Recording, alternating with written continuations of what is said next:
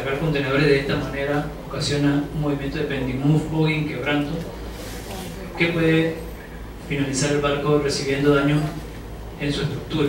Igual, viceversa, sagging a rufo puede ocasionar daño a la estructura del barco. Secuencia de carga, era la primera presentación que les mostraba el por qué. Hace 2 años, nosotros, hace como 3 años, iniciamos con un sistema nuevo en el puerto de Balboa, en el cual yo me tomé la delicadeza prácticamente en 3 meses de hacer un manual de cómo descargar y cargar un barco de contenedores, que es el que actualmente se utiliza. La secuencia esa, que la primera presentación que les mostré, donde se ve el spreader de la grúa pórtica moviendo los contenedores, me tomó más de 2-3 meses hacer eso porque verdaderamente eran varias presentaciones. Pero hay un porqué de eso. Uno, la secuencia como llegan los contenedores al patio es el orden en que las máquinas están posicionadas para ser descargados. O sea que si tú no sigues la secuencia de contenedores, los contenedores van a llegar al patio en desorden y las máquinas no los van a estar esperando y no van a hacer el ciclo continuo que nosotros necesitamos. Por ejemplo, ¿qué pasa si nosotros empezamos a descargar un barco? Este movimiento, porque es el que está más cerca y fue el que destrincaron primero y el puerto capataz manda a sacar eso, el pórtico quiere sacar esto.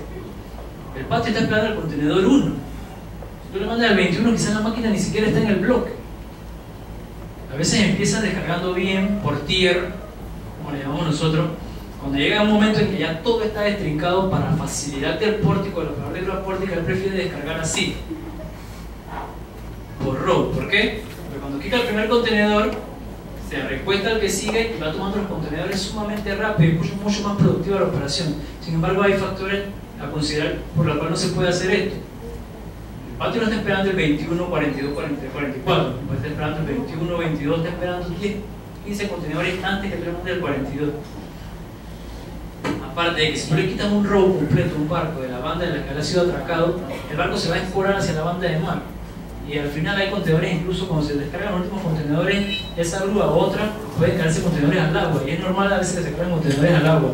No siempre pasa, pero se caen contenedores al agua. Entonces este es el efecto que pasa con esa secuencia de descarga. Descargamos los primeros contenedores, el barco va a tener una escora mínima a la banda contraria, que tan pronto descarguemos los siguientes contenedores según la secuencia mía, el barco se recuesta al fender, al muelle y mantiene una estabilidad. La idea de este manual es hacer la facilidad de descarga a los pórticos y mantener el barco lo más estable posible. Cuando seguimos descargando tenemos lo mismo. La escora hacia la banda de mar va a ser mínima y la escora hacia tierra prácticamente no va a existir porque el barco está totalmente atracado y ha recostado a los fender, al muelle. Bajo cubierta es lo mismo. Los pórticos, si ellos pudieran descargar, los operadores de grúas pórticas, si pudieran descargar de esta manera hasta la banda contraria, a la banda de mar, ellos lo hacen. ¿Por qué? Porque están viendo lo que van a descargar. Muchas veces hay contenedores que por error le colocan twist blocks, que son cierres de contenedores sobre cubierta, y hay veces que sacan un contenedor bajo cubierta que no tiene ninguna clase de trinca ni nada y va sacando 2.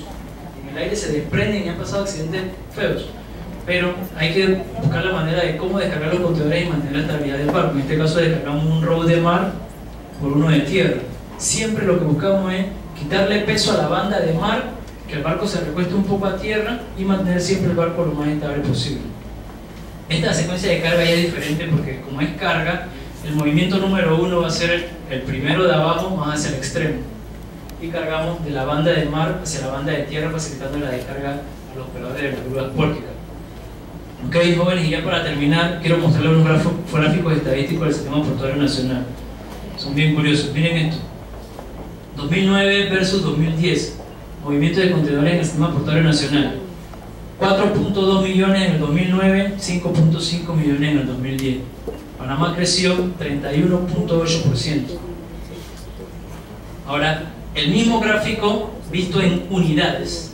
Es diferente. El primero era mostrado en TEUs, en unidades. Son menos números, claro, porque son unidades, ¿no? Cuando hablamos de TEUs, estamos hablando de medidas de 20 pies, ya un 40 se cuenta, un feo se cuenta 2 TEUs. Es el mismo gráfico. Ahora, 2009, 2010, 2011. Ya vieron 2009 y 2010. Ahora miren 2011. 6.6 millones de TEUs. De haber crecido 31% en el 2010, crecimos un 17% en el 2011. Espectacular. Es el mismo gráfico, ahora en unidades. Miren este gráfico. ¿Por qué Panamá es un centro de transporte? ¿Qué les dice ese gráfico? Miren la cantidad de transporte en el 2009 y en el 2010. 83.6% de transbordo en el 2009, 85% de transbordo en el 2010. El movimiento local es mínimo. Panamá es un centro marítimo internacional, un centro de transbordo. Ahora en el 2011, adiciono ahí los datos de zona libre. Divido locales también es zona libre. Sin embargo, los porcentajes del 2011 se mantienen igual a los del 2010. 85% de transbordo se movió aquí en Panamá y un 15% de local repartido entre carga local y carga de zona libre. Movimiento según puerto en Teus. Concentrémonos en los puertos de contenedores. Miren Evergreen en el 2009-2010. Ellos crecieron un 16%. Manzanillo 2009 con 2010 crecieron un 13%. Balboa creció un 37.1% en el 2010. Y Cristóbal prácticamente duplica la cantidad de movimientos que había hecho el año anterior. Creció en un 94% el puerto de Cristóbal en el 2010. Este es el mismo gráfico en unidades. Vamos a verlo. Ahora miren el gráfico de movimiento según puertos en Teus, ahora adicionando el 2011. CCT, Evergreen había crecido el 16, como les dije, MIT 13, Balboa el 37, Cristóbal el 94. Ahora, Evergreen en el 2011 tuvo pérdidas. Cayó Evergreen, menos 5.5%. Fue el único puerto que marcó un número negativo en el 2011. Balboa creció un 18%. MIT, perdón, creció un 18% en el 2011. Balboa un 17%. Y Cristóbal creció el 42%. Es el mismo gráfico en unidades, vamos a obviarlo. Y esto es los movimientos de contenedores en el sistema portuario nacional en el 2011. Se movieron 6.6 millones, como ya vieron en los gráficos. Colón Container Terminal movió 491.000. Manzanillo movió 1.8. Panama Ports Balboa movió 3.2 millones. Y Panama Ports Company Cristóbal movió 980.000.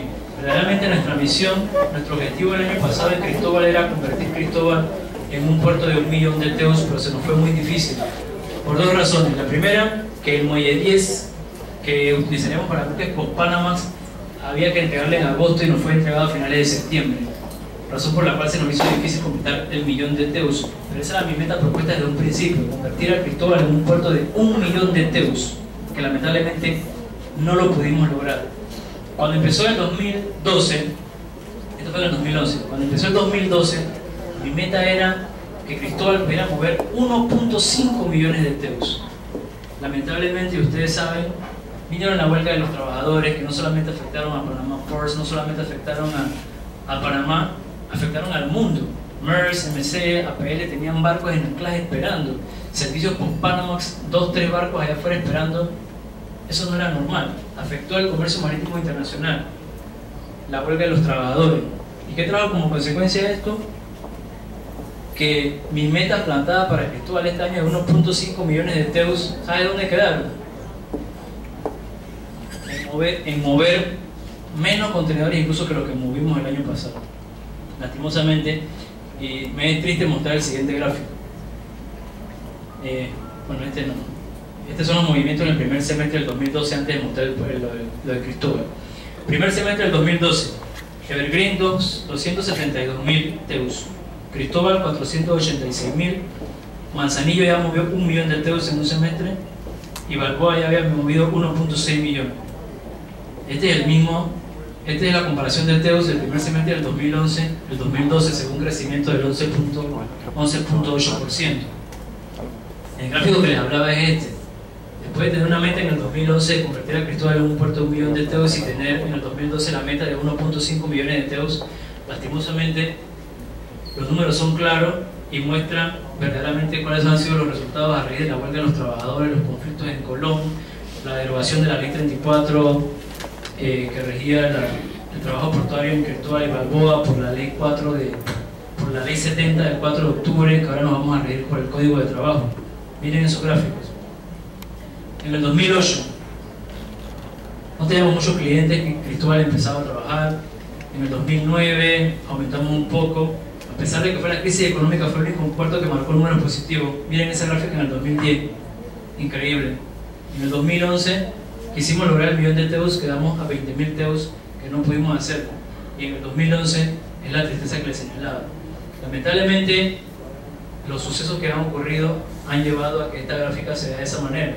De 1.5 millones a finalizar, con menos TEUs movidos que el año pasado, verdaderamente algo triste.